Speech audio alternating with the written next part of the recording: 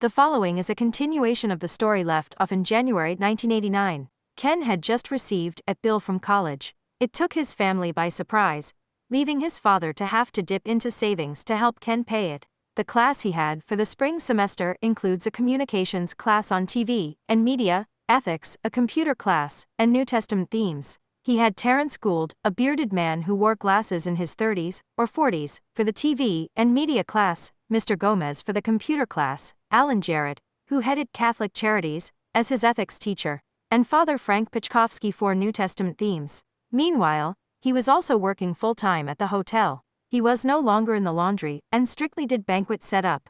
He was working with the Chalmers by his side, with Larry Jansen as their boss. He also had gotten elected as the incoming master counselor of his DeMolay chapter. This meant that he would be responsible for planning the turnout and coordination of the night's installation, with the assistance of chapter dad Marion Turner. The night went pretty well, but with a lower turnout compared to the year before when he was simply appointed as chaplain. The thing that made the difference, now that he started college in Pennsylvania, is that he can now use his own car, his 1977 Dodge Aspen, and not have to rely on rides from his dad or sister. The car gave Ken a sense of independence, getting him a chance to explore the roads he had access to. He was venturing all the way up to Philadelphia spontaneously. He also got to know the Rand McNally Road Atlas, and learned to see what was over the Maryland border whenever time allowed. The car drove well and safely. Still, with all the independence to travel came all the challenges of driving, like having to handle different winter road conditions and having to maneuver around parking lots.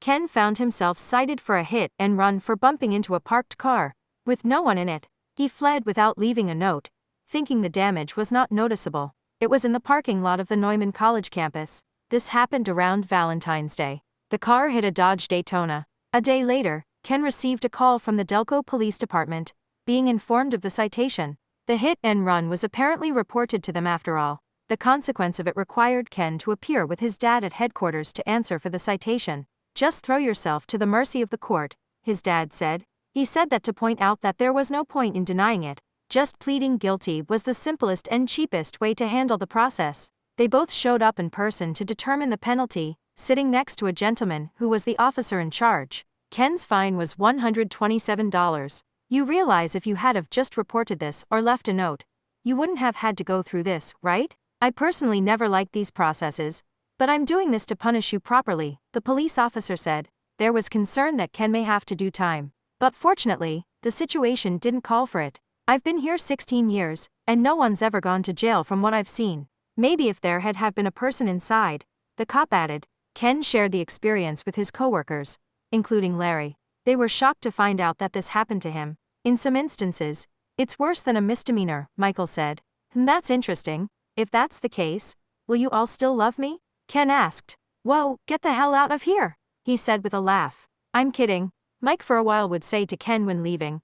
"All right, Ken. See ya later, boss man. Stay out of trouble. Don't be hit in any more cars." The shift work at this job involved those kinds of shifts where workers could not get home until the job was completed. Easy days meant mostly resetting rooms. Harder and longer days meant more extensive overhaul of setups, with entirely different groups, table styles, and arrangements. They worked closely with the catering staff, and these were mostly ladies, one of whom used to be Ken's cafeteria lady at Cedar Lane Elementary. She was German, with a son who attended his high school also. "The faster we get done, the sooner we can go," Jack Chalmers said. The hotel was undergoing new management. Things actually got hectic, and started interfering with Ken's school life and DeMolay responsibilities. He found himself suddenly stuck with the nighttime responsibilities, and was often the last one to go. The last job duty of the shift was to sweep and mop the kitchen. Ken rushed through this duty once when it was getting very late. The first person to confront him on this mistake was Jesse, the older Chalmers brother. "Yo, Ken, how come you didn't mop up that floor right? It looked like shit. You couldn't take an extra minute to check the mop and do it right. You can't leave us with shit like that," he said. "I just forgot to look," Ken said. Things were getting different around there as it seemed like a hostile takeover of new management. At college, Ken's grades were very low and close to failing. While some classes were interesting, it was hard to do well in that he had to get by with little awake time, and without textbooks, he didn't bother purchasing them right away as they were expensive. Communications class required keeping a viewing log of programs he watched on television for about 2 months. This was a small part of his grade. For a major project in this class, he had to pay a visit to a local station. His choice was to reach out to the PBS affiliate which Newborough had access to. His goal was to obtain information behind the scenes activities through use of their public files. They permitted him access to their files at the office for his class project. For his project on sportscasting, he attempted to reach out to Don Tollefson and Gary Papa for questions regarding that. Unfortunately, he couldn't reach them at the right time, just missing them after they left. Ken joked after this that it proved his point. It's true for news anchors. As Dennis Miller says at the end of Weekend Update, guess what? That's the news, and I am out of here. Regardless of falling short, Ken still managed to get a B for that project. In the class on New Testament themes, they learned about the books and epistles of the New Testament. In this class, Ken selected an oral presentation assignment by randomly selecting infancy narratives. He delivered well but only got a C. In ethics class, he learned of concepts such as relativism, egoism, utilitarianism, etc. Also in this class they discussed things like whether people like Ted Bundy or other convicted murderers had lives that were valuable. The responses from many students was that you give up your value when you commit a serious crime like murder. Class discussions, which was a struggle for Ken, usually costed him satisfactory grades. At home, work, and outside the classroom. Back at work, they had hired some help for Ken, a young guy who went to school with him in 6th grade at Browning Junior High, the same school where he dealt with Ralphie Copeland. Kurt Patty was the new guy. Ken remembered him as being skinnier and wavy hair, but this time his head was more of a buzz cut. He seemed like a faster learner than Ken in his duties, but one day, he went missing. Mike Chalmers asked Ken about it. I don't know where he is? Mike went into a state of panic. I'm gonna be one pissed off motherfucker if we don't find him, he said.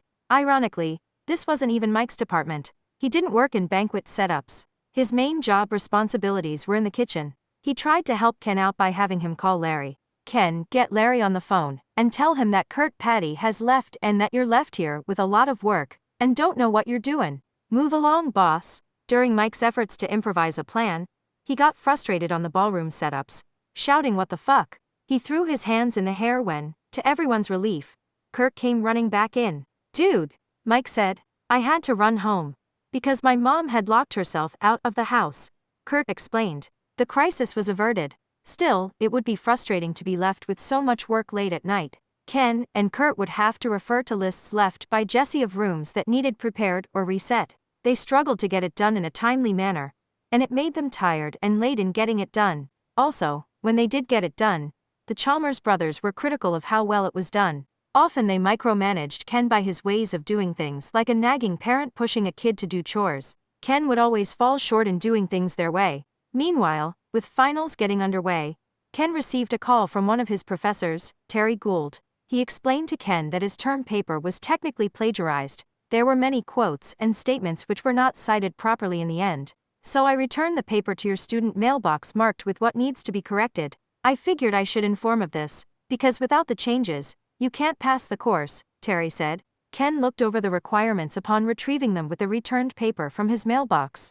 Looking over Terry's request, he found himself too confused by how to paraphrase, without citing every single word. Unable to determine the right format and bibliography, he simply gave up and settled for the failure grade. From there he decided that communications was not the right major for him. In ethics class, they took up topics that involved hot-button issues, and students were expected to do an oral presentation on the topic they chose, or were assigned, whether it be abortion, discrimination, which Ken had as his topic, and capital punishment. At home and work and outside the classroom, Ken was appreciating his freedom more. The one setback at this time was his crazy hours at the hotel job.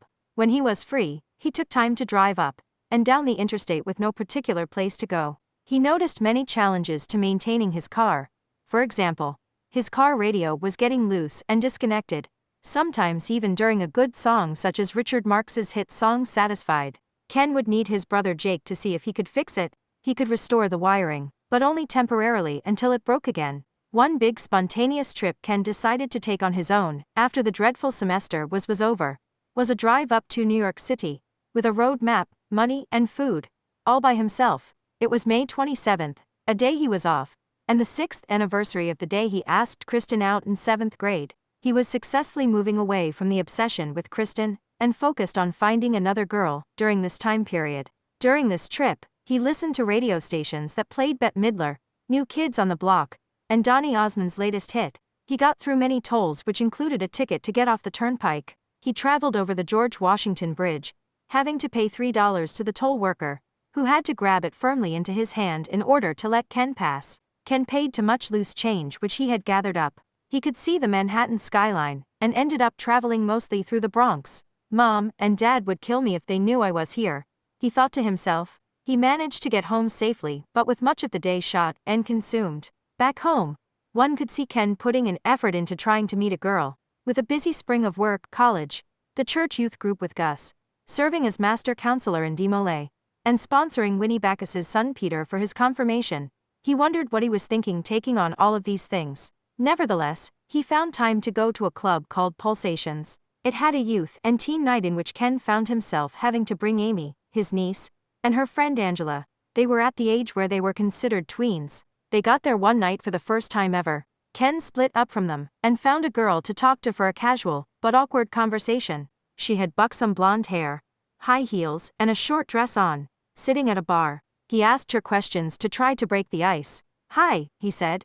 "So, how are you? Do you happen to know what time this place closes?" 11, she said, with her voice drowned out by the music. "You come here often?" he asked. "Not too much," she answered. "Can I get you a drink?" But she was already distracted, and had gotten one herself, turning away from Ken. Apparently she did not hear him offer the drink. He asked another girl, "Do you want to dance?" "No thank you," she said, nodding her head. Ken then decided to just get up, and leave the area. Once while in the lobby, away from the dance floor area, a group of girls approached Ken. They were very thin, pale, with tattoos, and smoking cigarettes. "Hey, there.